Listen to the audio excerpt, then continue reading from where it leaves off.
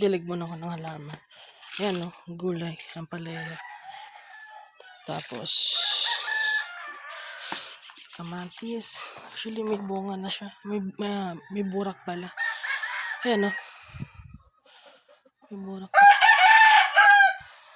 Tapos yung ang palaya, may bunga na rin siya. Ayan, magpupos. Ayan. As yung orange, ikuha natin. Ayan.